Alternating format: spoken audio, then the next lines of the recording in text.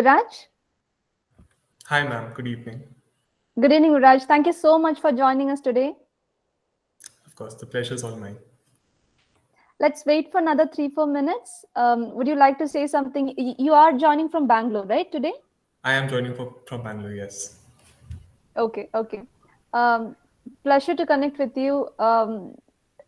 Let's wait for another few minutes. I'll inform students in the group as well. And I believe Ramesh sir also will join us.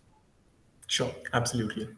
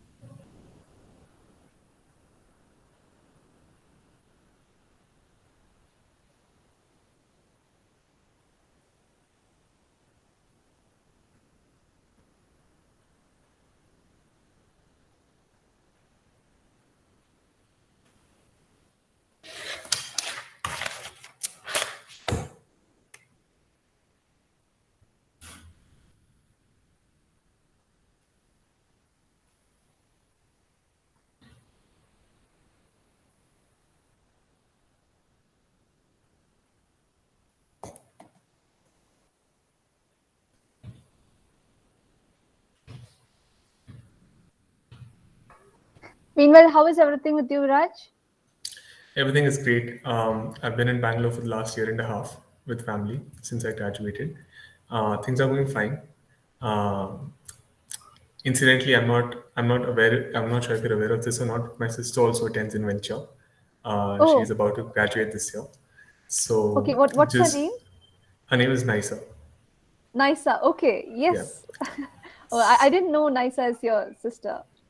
Yeah, so just working on those early applications and regular applications now Right, with her. right. Yeah. That's pleasure to know, Raj. We have recently moved back to campus. We were doing online and then hybrid sessions earlier, and now majority of our students are coming back. We are still continuing hybrid, but most of campus now. So it's Right. good to be back. So that's how it has been. I believe you might be knowing it mostly from NISA. I do get the updates every now and then. Right. So, Viraj, was Nikita from your batch? Nikita Narurkar. She was 1 year senior to me. Okay. Yeah. Ramesh sir is also here. Hi, sir. Good evening.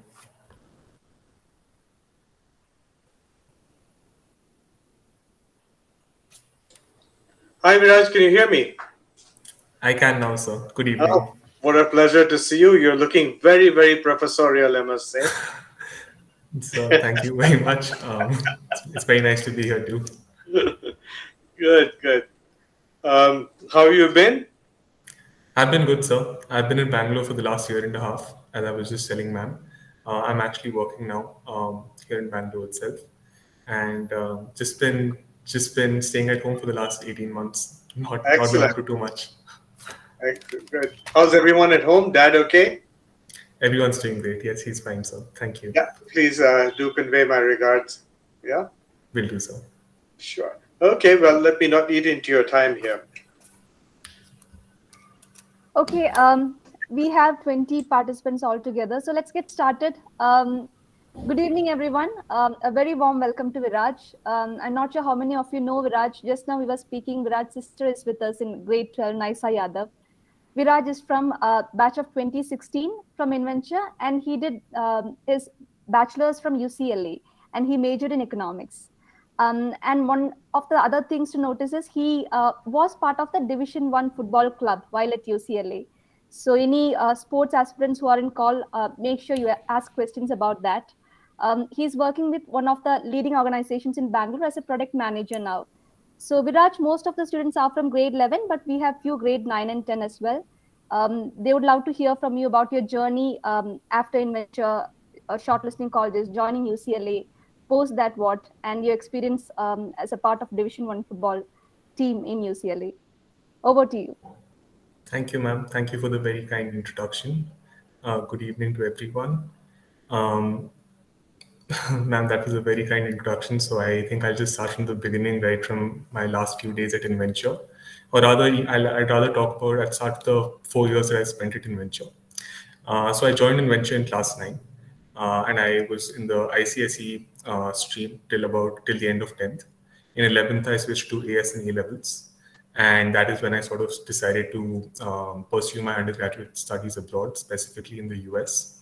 And like I'm sure everyone over here is aware, I was going through the same college applications processes as you guys would probably be going through in the next year or so. And of course, there was a lot of help that I received from Ramesh sir back then on selecting the right colleges. Identifying the 2-3 things to look for in colleges before deciding which one to join, and of course, what to do once you finally reach the college. So I was accepted into UCLA, and at that time I had applied as a applied maths major. Maths was something that I was very interested in. Even in Venture, I was part of the Ad Math group or Ad Math course that had just started that year at Inventure. And so I'd applied as a applied math major, and I joined UCLA in 2016, in fall 2016. One of the great things about US colleges, as I'm sure everyone here is aware, is that they give you the flexibility of changing your major if you so desire. Even if you spend 1 or 2 years, your initial couple of years in the college studying a particular major, you still have the flexibility to move into a different major if you so wish to do so. And at the end of my second year, I remember sort of getting the feeling that perhaps math wasn't the right major for me. And I wanted to instead explore economics. So at the end of my second year, I switched to economics as my major. And that is the discipline that I ended up getting my bachelor's degree in. Of course, as you mentioned, while at UCLA, I was working with a Division I sports team on campus. I was not part of it, just to clarify to all the students out there. Division I, of course, is a very competitive level, and unfortunately, I didn't make the cut in terms of the skill required to participate at that level. But I was working with the women's football team on campus, the women's soccer team, as they like to call it. And of course, it was a very, very competitive team. And incidentally, one of the players that I worked with over my last 2 years at UCLA, not only played in the Olympic Games that happened in Tokyo recently, but also won the gold medal with the Canadian national team. So you can imagine. So I'm sure everyone can imagine the degree of competitiveness in the sport over there at the Division I level.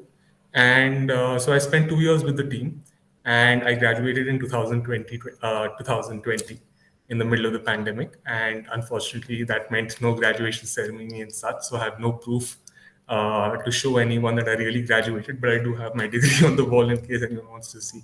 But and since then, I've been back in Bangalore. Like you said, I'm working as a product manager at an ISP in Bangalore. That's just a very, very brief introduction about my last 4 or 5 years. Is there anything specific that you would want me to get into, ma'am? Viraj, I think it would be about shortlist. Go ahead, Samita. No, nothing. I was about to say about your experience in shortlisting colleges or anything specific which you feel they should know. I think Ramesh sir has to say something. Yeah, please go. I think you start. If you could please start with how you shortlisted colleges. Number one, number two, your entire process of going from Inventure to UCLA and how that was, that transition in terms of culture shock, in terms of the difference in work ethic between Inventure and UCLA, cultural differences, all that I think would be very useful for students here to know. Sure, sir. I'll start with the first point. I'll start with how I began my process of shortlisting colleges. So my shortlisting process, which I was recommended by Ramesh sir, by everyone that I was, working with at that time to help me with the college admissions, was very simple. As I'm sure it's followed these days also, there was one set of colleges which were, the safety colleges, so to speak. There was one set which was which were the sort of target, the sort of match colleges, the ones that you had a fair shot of getting into. And of course, there were the reach colleges, which were the top colleges that, no one could sort of guarantee admission to. I remember working extensively with Ramesh sir, and at that time there was somebody else at Inventure by the name of Bala sir, who I worked extensively. Bala sir, incidentally, was also ad math course teacher. So he was, along with being a math teacher, he also helped us extensively with the college applications. And he had in fact done his undergrad at Caltech and then his doctorate later at the University of Chicago. So very, very well versed with the entire college process framework. And so it worked extensively with Ramesh sir, worked extensively with Bala sir. And of course, there were 4 or 5 colleges in each of these 3 categories that we finally narrowed down to based on, so there were a couple of different variations that we looked at. One set was, would I be the best fit at a private university versus a public university? Would I be the best fit at a larger college versus a smaller liberal arts kind of a college? And I remember in my mix, there was a mix of all sorts of colleges. Unfortunately, at that time, I did not have enough of an idea on what it meant to be going to a public university in the US versus a private, or a small liberal arts college versus a large institution like UCLA. So I remember being very, very, very open to all the options that were out there and selecting a few of each and every option in my college list, just because I wasn't sure at the time of the college applications, which one would suit me the best. And of course, once the decisions started coming in and I started getting advice from Ramesh sir, Bala sir, and all the other mentors there at Inventure, it became very clear to me that the college that would be the best fit for me would be UCLA among the colleges that I'd gotten into. I had gotten into a college by the name of Santa Clara, which is in the Bay Area, also in California. I had gotten into a college by the name of Rose-Hulman, which is also, incidentally, the college a very close friend of mine attended from Inventure, Nihal George. So that was a tough decision to turn down Rose-Hulman. And I also got into UC Davis, which is one of the safety schools that I had applied to. So between the 4 of these, I ended up choosing UCLA. And so that was essentially in a very, very brief version of how I shortlisted my colleges from the point of my application to selecting UCLA as the college that I wanted to attend. Coming to the second point that you mentioned, going to UCLA, the culture shock, and was there any difference in work ethic that I saw, in the students there versus perhaps among my peers at Inventure? Of course, there was a culture shock. Having lived in India my whole life, I think there was definitely initial brief phase where I was getting acclimatized to the entire environment of studying in the US. Attending a school like Inventure, an international school like Inventure, which pretty much prepares you as well as the school could to attend a foreign institution, helped. But there were always things that I was, sort of learning and getting used to in my first couple of months at UCLA, be it doing laundry, be it sort of, figuring out my meals, all sorts of things that one could not prepare for before you actually end up at college, were the things that that somewhat shocked me. Coming to the work ethic bit, I don't think there was a very big difference between the work ethic of my peers at Inventure versus those at UCLA. And I say that because I had some of the brightest peers at Inventure, especially in the peer set that I spent most of my time with. There was, I'm not sure if everyone here would be familiar with the names, but there was somebody by the name of Namrata Ramesh, Aditya Parekh, Nihal George. Of course, they all ended up attending great institutions and doing very well for themselves. So in terms of work ethic, there was pretty much no difference between what I saw here at Inventure versus UCLA. In fact, if I had to pick one over the other, I would say my closest group of peers at Inventure were perhaps slightly harder working than my peers at UCLA. So that's on the work ethic bit. Any other? Sorry, sir. What else would you like me to talk about? I think we should keep it open for questions, right? Yes, let's do that. Anything in particular about economics you may want to cover, Viraj? Someone who is interested in majoring in economics, what it leads to. Anything in particular if you want to speak about? Absolutely. And speaking of economics was not a subject that I'd studied formally ever at school. I'd always been a more of a science, math type of a person at school. I'd never studied economics. I did take business studies at an AS level and commercial applications in ICSE. So taking economics at the end of my second year at UCLA was a very bold decision in a sense. But economics as a subject, at least for the people who sort of understand it fundamentally, is not very complicated. I think it's one of the subjects that you can find the most application of in real life. It's not the most abstract subjects out there. There's always something to relate to in terms of the concepts that you learn in class. So that is, in fact, the real world application is one of the reasons why I picked economics over something like applied math, which was a little harder to visualize in the real world context. Coming to economics, for anyone with an economics background, pursuing economics at a college in the US should not be very tough, especially in the first few introductory courses. Having had no prior experience in economics, and just having 2 years to complete my degree, I mean, if I was able to do it, I'm sure anyone with an economics background would be more than successful at pursuing that degree if they so wish so.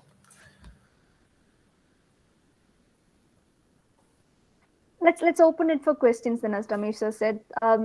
Anyone who have questions, please make use of this opportunity. Go ahead, raise your hands, unmute yourself, and ask questions.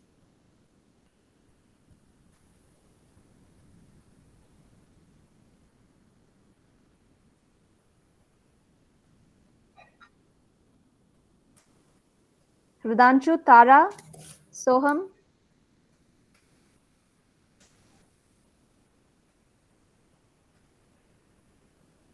Viraj, maybe would you like to speak about essays? How your college essays were? How did you approach it? When did you start?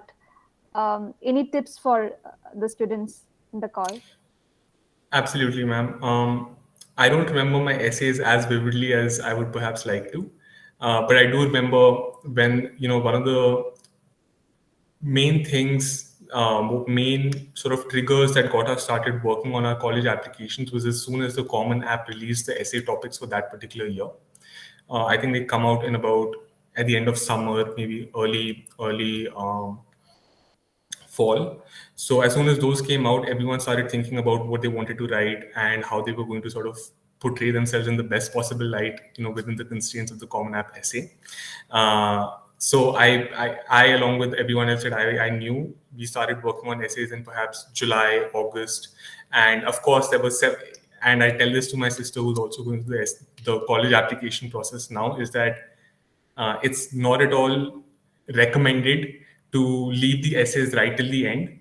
It is always better to not just have your essays in a much more ready state a few weeks before the application is due, but also constantly ask people to look at your essays from a fresh perspective rather than just going through your essays yourself. That always brings a degree of feedback that you would not be able to give yourself, just because you've gone through your own essays so many times. So feedback and just being timely about sort of preparing your essays and making sure you don't get overwhelmed towards the last 1 or 2 months of the application period is something that is very, very important, I think, for people who are applying abroad. And of course, there are so many essays with colleges, especially with students applying to colleges between 10 to 15, at least.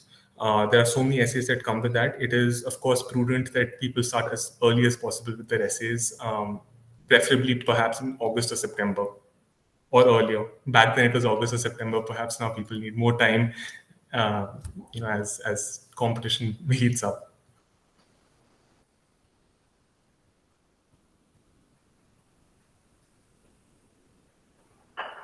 Guys, please go ahead and ask questions. Yes, please go ahead. When you switched from your initial major to economics, Viraj, did you find that there was a lot of stuff that you needed from your original major, intended major in economics. It was math, right, originally? Right, sir. It was applied math. There was some overlaps between the work that I'd done towards my applied math degree that I did use for my economics degree. So it's not to say that it was completely something that I took up at the end of my second year. But I would say about 80% or 85% of the courses that I needed to take to complete my economics degree were things that I hadn't taken earlier. So essentially, I had to compress it in a 2-year time, and that meant taking summer classes. Both in the summer between my second and third year, and also my third and my fourth year, which worked out pretty well because I was working with the women's soccer team, and they had their pre-season training starting in the summers. So I would work with them in the summers, along with take a couple of courses in the summers to make sure I graduate by the end of my 4 years. Right. Rashi, please go ahead. Yeah, thank you, ma'am. Okay, hi. So I'm also interested in pursuing an economics degree, and I wanted to know, since I am taking further math, would you say that it's benefited you in college, whether it was applied math or in the eco degree that you did later? Okay, thank you for the question, Rashi. I would answer it in 2 parts. I would not say that my further math course at an A levels would or necessarily helped me in my economics degree. The kind of math that was expected of somebody pursuing an economics degree was not at that level. But when you talk about pursuing a course like applied math or pure math or anything that has some degree of serious math to it, be it math, engineering, or any of the pure science courses, I would say further math would definitely be helpful, but further math would just be the tip of the iceberg, and there would be a lot more math that a student would need to sort of engage in to satisfy the degree requirements for those courses. So further math definitely is helpful in anyone who's trying to do a engineering or a pure science degree in math particularly, but perhaps not so important for someone who's trying to do economics at a college like UCLA. Okay, thank you. You're welcome.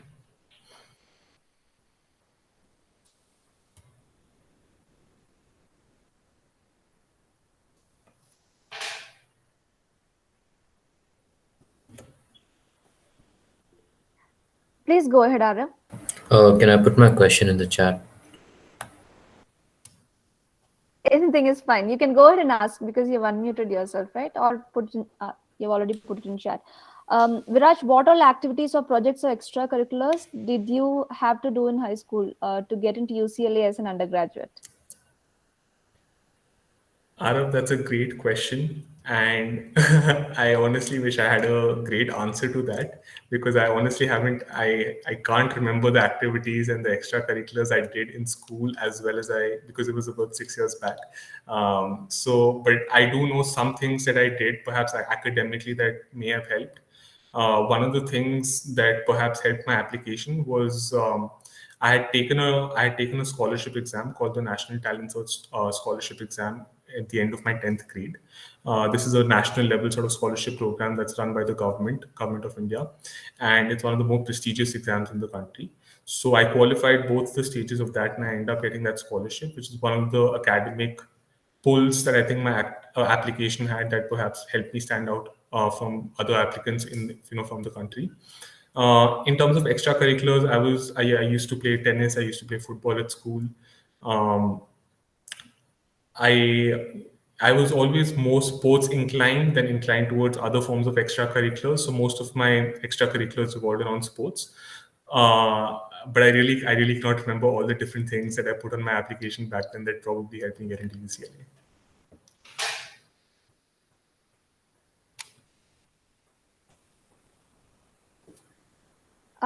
Viraj, are you aware of getting into the Division 1 teams? What is the process? Would you like to say something about it if you're aware of it? I'm sure some students might be in call who are interested to hear. Absolutely. Yes, ma'am. Happy to do that. So the Division application, the Division 1 qualification process, or to apply to get into a Division 1 team at college, consists of multiple parts.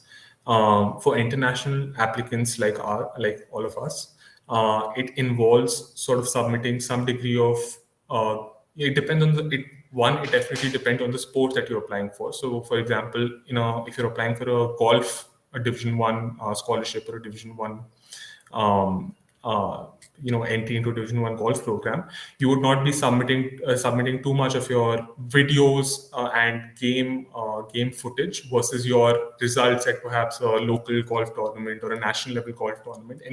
So that is one type of activity or sport. The other type of activity, for example, of football, would definitely require you to submit game footage. It would, what people call a highlight reel, which would basically be 4 to 6 minutes long, and it would consist of perhaps, of snippets of your best performances in 10 to 20 games that you've played, perhaps in grade 11 or early grade 12.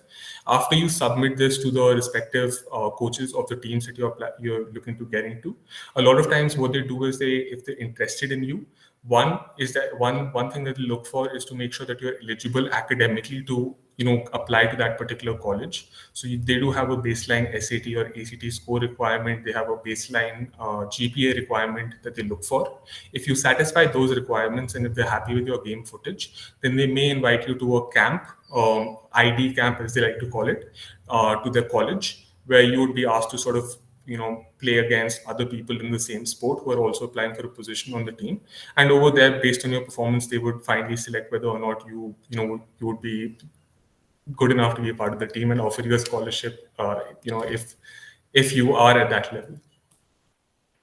So that is essentially the process summed up in a few words. It depends it depends sport by sport. So there's no one size fits all kind of a policy. But for a sport like football, that's pretty much the process that they follow. Thank you, Viraj. Anyone else? Any other questions related to economics, related to colleges? Anything which you would like to know about his journey? You're planning to go to grad school, Viraj? I'm still working on that. So maybe in a year or two's time. Okay. Yes, but I'm still not decided whether I want to do that in the US or in India. So that's one of the things that's on my mind. But yes, in a year or two's time, definitely.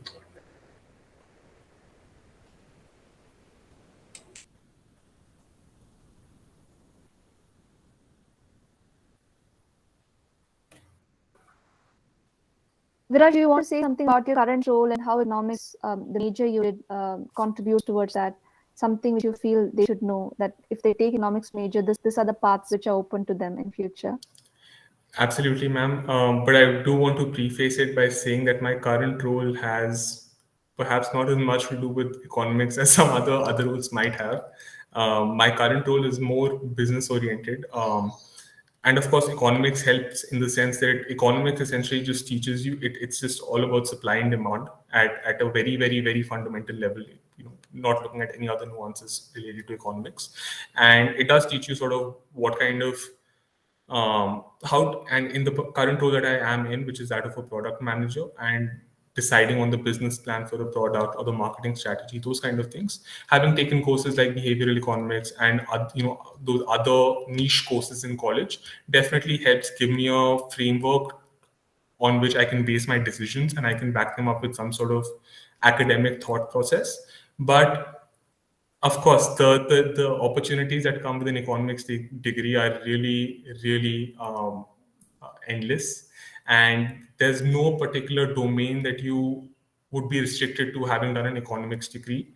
Of course, outside of the very, very technical domains that you would only perhaps get entry to with a technical degree, perhaps like a CS or an engineering degree. Other than that, the opportunities are pretty much endless with an economics degree, which is one of the things that I really like about economics and made me want to switch to economics versus applied math. Thank you, Viraj. Guys, if you have any questions, please ask. I'll put the email ID in chat. Later, if you want to reach out to Viraj about colleges, about US applications, or about majoring in economics, I'm sure he'll be happy to help. But if you have any questions now, please raise your hand or unmute yourself.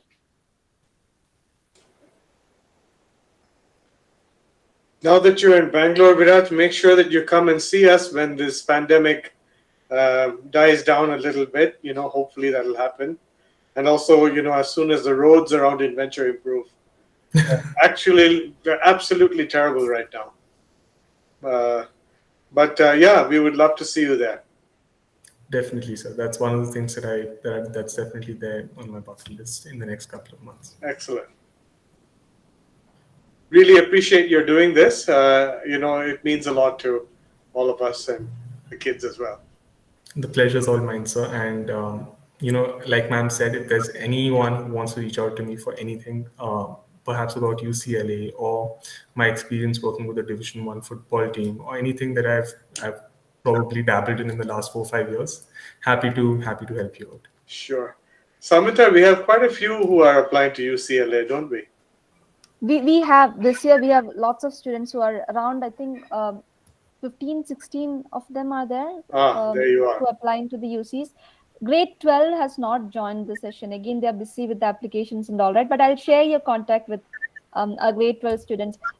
Viraj, would you like to share about how you're continuing your sports now, or would you like to share something about that?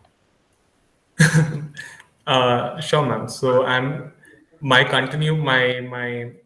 since I left UCLA, I have not been continuing sports per se, but I have been in touch with my peers that I worked with back in college. So like I said, I'll just give a brief background about the work that I did for the team that I worked with. So I joined the team, the UCLA women's soccer team, at the end of my second year in college. And I actually joined them as a practice player. What they were doing was, so I'm sure everyone who knows a little bit about sports in US colleges knows that there are two levels at which college teams compete in sports in sports amongst each other. One is the varsity level, which is the highest level, and for that there are 3 divisions: Division 1, Division 2, Division 3. Division 1 being the most competitive. And the second level of a college team is the club team of that college, which competes against club teams of other colleges. So athletes or student athletes rather are recruited for the varsity teams. The club teams have more of a walk-on kind of a format where every few months they hold tryouts, and you can come and you can sort of participate. And if they decide to select you, you can be a part of the team. So I was actually a part of the men's clubs football team at UCLA, club soccer team at UCLA, and so I was with them in my second year, and I spent 1 year playing with them.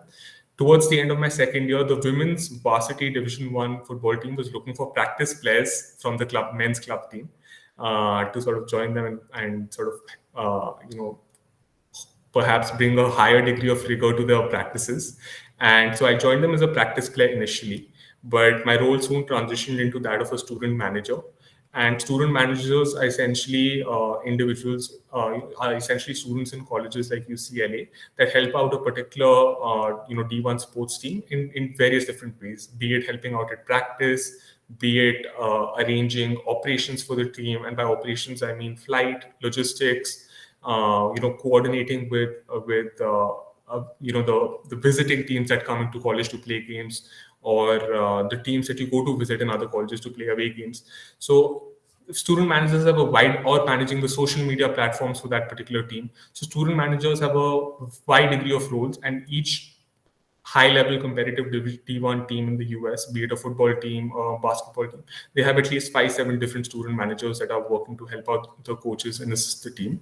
So I started as a student manager in my first year, and at the end of my first year, I was promoted into a role which is known as the Director of Operations role, which basically oversees the entire group of student managers working for that particular team.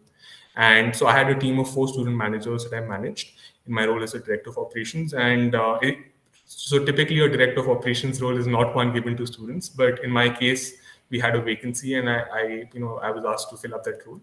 So as a Director of Operations, I was looking after pretty much everything that had to do with the team except for the actual coaching of the team.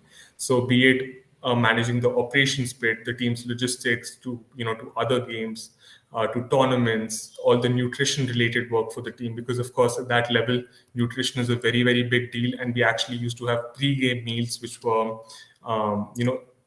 picked up for the team about 4 hours before a game, so that they could have the optimum level of nutrition and performance during the game itself. And when we were traveling, we would also have post-game meals. So it was we traveled with a nutritionist, we traveled with a masseuse. So it was one of those very, very high level, high performance teams, and where all these small details mattered a lot. So I was managing the operations, the nutrition, the logistics, the social media, all those aspects of the team. And incidentally, in my first years, with the team, we finished fifth nationally out of all the Division 1 colleges. At the end of my second year with the team, we finished third. So we ended up losing to Stanford, I believe, in the semi-finals of that year's national championship, and we ended up being third that year. So essentially, that was my role.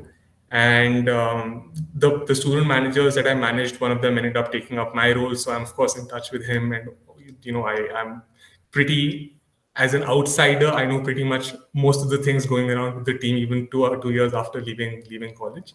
But other than that, my interaction or my sort of involvement in sports has been limited since I left college.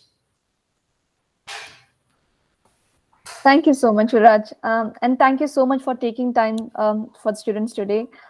We will stay in touch, and I'll share the contact with grade 12 who are applying now, and I'm sure they would love to reach out to you with more questions. Thank you Sure. for Thank joining you. us. Thank you, ma'am. Take care. Let's take care. Thank you, sir. And best of luck to everyone who's applying to colleges next year and the following.